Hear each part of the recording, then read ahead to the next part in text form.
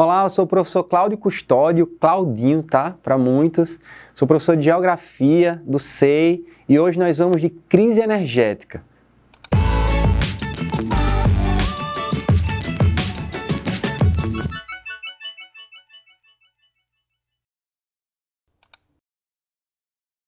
Bom, pessoal, a situação do Brasil ela é muito delicada, então temos que estar muito atentos à situação que o Brasil vive em termos energéticos. Na verdade verdadeira, não vem de agora a situação do Brasil. No biênio 2001-2002, nós já tínhamos vivido uma crise energética e nos últimos 20 anos parece que os nossos gestores mais uma vez deram mancada.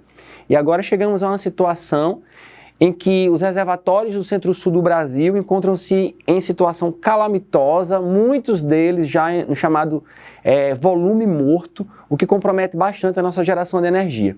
Bom, mas para chegar ao momento atual e para a gente discutir as crises energéticas, é interessante antes pensarmos qual é a nossa matriz energética e como é que ela se comporta.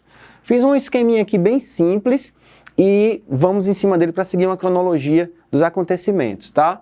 Então, primeiro ponto, a matriz energética brasileira são as hidrelétricas. Quase 70% da nossa matriz de geração de energia vem desse segmento, o que representa, a nível de mundo, uma matriz muito amigável, digamos assim, em termos ambientais, em termos até sociais e econômicos. Por quê? Porque é uma energia renovável, que tem um grau de liberação de poluentes muito associada basicamente ao período de construção, quando grandes áreas de floresta são alagadas e aí entra o processo de poluição, relacionada basicamente à decomposição da matéria orgânica que fica submersa.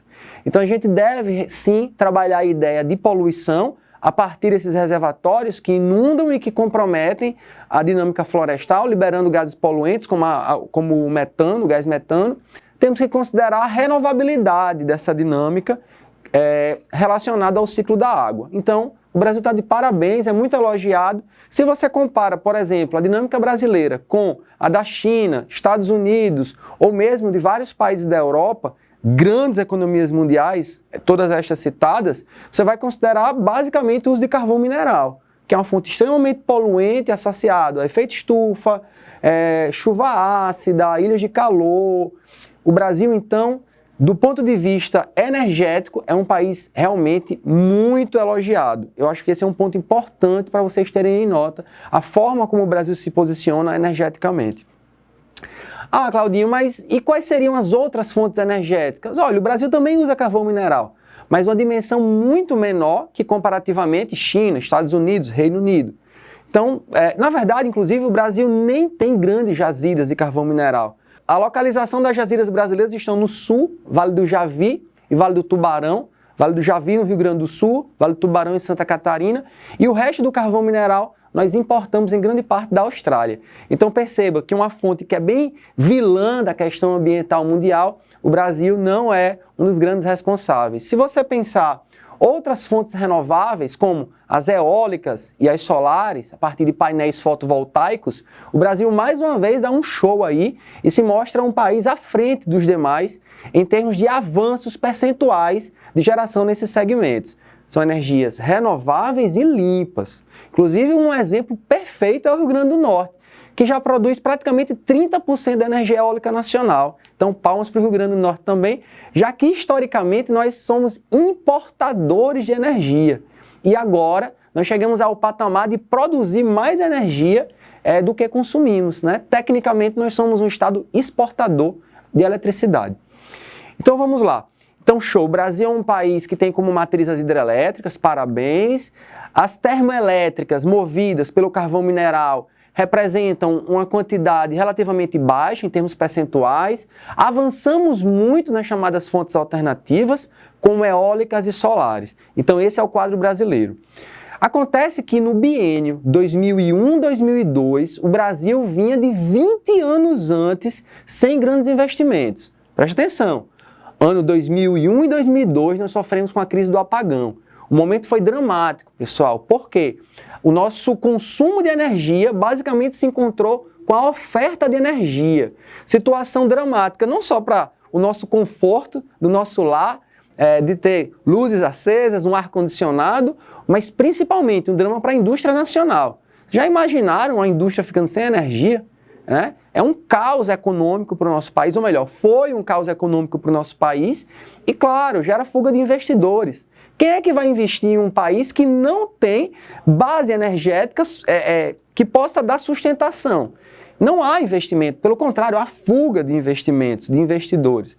Então, no biênio 2001-2002, vivemos a crise do apagão, basicamente por falta de investimentos por décadas, pelo menos 20 anos que os investimentos não foram feitos. Naquele momento, o governo priorizou uma dinâmica de racionamento de energia. Então, a população teve que chegar junto para poder justamente economizar nos lares e assim não comprometer a dinâmica econômica nacional e mesmo das cidades, da dinâmica urbana.